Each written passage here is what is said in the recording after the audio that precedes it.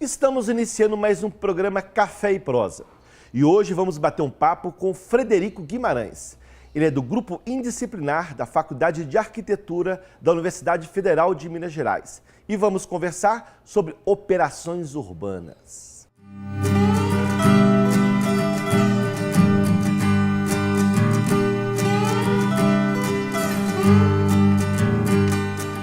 E para bater esse papo, nós estamos aqui com Frederico Guimarães.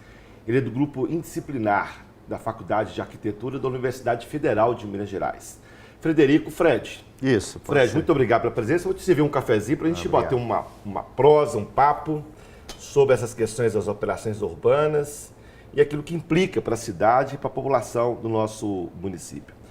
Frederico, nós estamos aí numa discussão intensa sobre as mudanças das cidades no Brasil.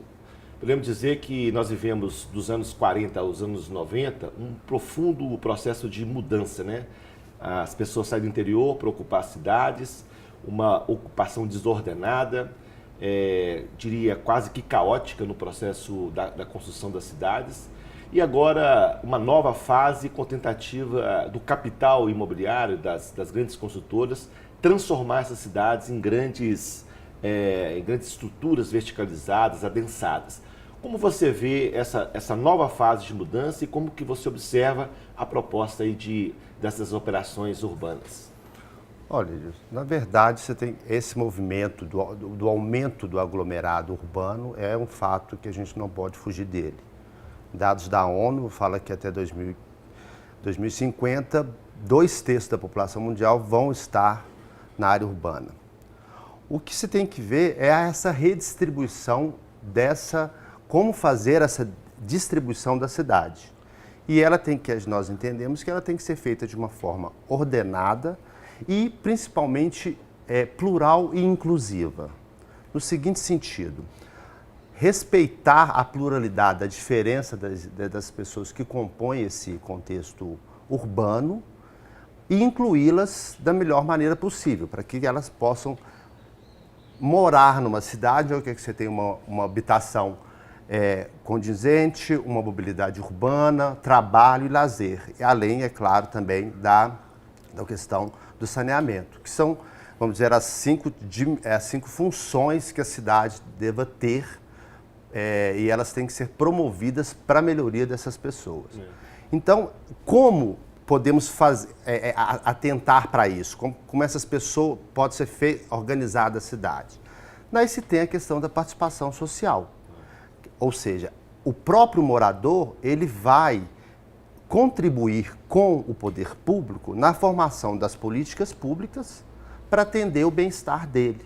Está previsto no artigo 182 da Constituição da República, que fala das políticas urbanas de desenvolvimento das funções da cidade. Ou seja, a cidade não é feita só para os prédios, para os empresários e para os carros. É feita substancialmente para as pessoas. Justo. Assim. E as pessoas que moram na cidade precisam participar do processo de construção. Opinar com que tipo de cidade ela quer. Entendeu? Claro que a gente tem que imaginar, quando fala da participação social, ela é de todos os segmentos. Isso tem que haver um equilíbrio de todos os segmentos. Mas de forma que atenda a todos e diante dessa pluralidade que é necessário. O respeito à vivência de cada um. A questão territorial, onde é que está se posta a cidade, a questão cultural de cada cidade. Daí a construção da cidade, o desenvolvimento das funções sociais que eu coloquei aqui, ela tem que ser feita em conjunto com a população. E isso, o Estatuto da Cidade prevê isso, no seu artigo 2º, inciso 2º, que é a chamada gestão democrática para uma cidade mais sustentável. Então isso se torna essencial. Senão, você vai atender a determinados setores em detrimento de outros. E a cidade, ela tem que incluir todo mundo. Não é isso que nós estamos vendo, né, Frederico? Fred, eu estou vendo aí, por exemplo, a proposta do prefeito de Belo Horizonte, o senhor Márcio Lacerda, me parece que há mais de um ano, quase 2 anos, vem discutindo com o setor empresarial. Não com todos, com o setor empresarial, nessa proposta da verticalização e da construção aí da operação urbana.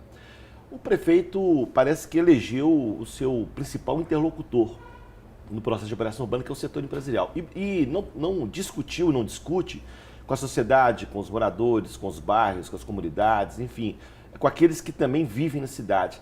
É assim as operações urbanas e as experiências em outros lugares que ocorreram ou há possibilidade de fazer de forma diferente do que vem acontecendo? Talvez isso seja, Gilson, uma questão ideológica liberal, vamos colocar assim.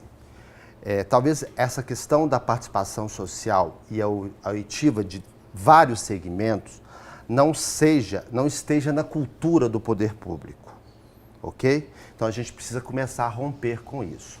Felizmente, já estamos tendo algumas decisões judiciais no Brasil, em especial em São Paulo, em 2 casos emblemáticos, que o primeiro foi da Operação Urbana Nova Luz e o outro da Operação Urbana Vila Sônia, em que os juízes, no primeiro caso, é uma decisão de primeiro grau por enquanto, no segundo caso, uma decisão num agravo de instrumento do Tribunal de Justiça de São Paulo.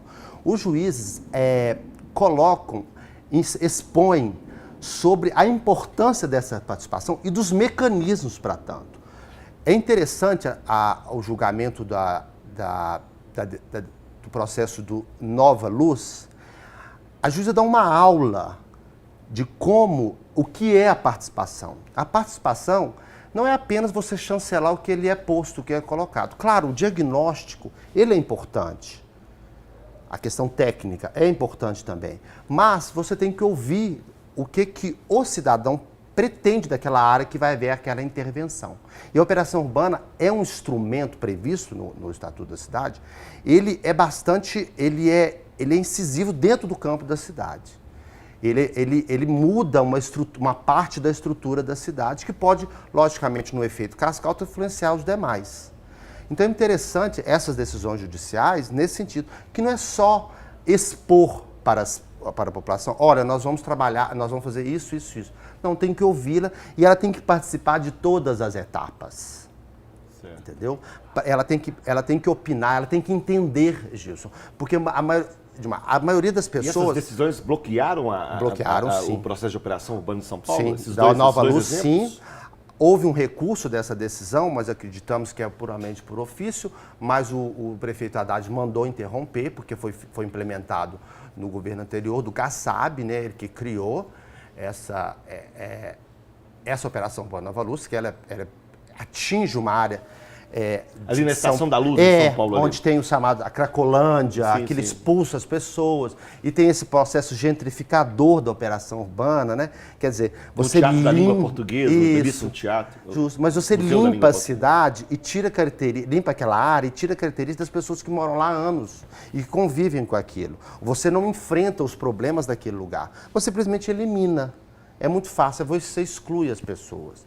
Então, é necessário essa participação em todos os níveis da operação urbana. Ela é imperiosa. E essa decisão, que eu volto a repetir, que para mim ela é bastante é um paradigma, como o Poder Judiciário teve esse olhar, eu diria humano também, mas um novo olhar sobre o que é a cidade, o que é uma gestão democrática, o que é uma cidade para todos, que eu acho que nós, inclusive, levamos a conhecimento do Ministério Público, apesar que ele já sabia dessa decisão, porque ela foi divulgada no meio acadêmico, no meio jurídico todo. Então, ela é um grande sustentáculo para isso. E o que a gente pretende na operação chamada Nova BH é que discutir o que vai ser colocado, o que vai ser modificado nesse eixo aí, que liga do Antônio Carlos e parte do Arrudas. Operações urbanas. Nós vamos dar um pequeno intervalo aqui e voltamos daqui a pouco com o Frederico para discutir mais sobre o assunto.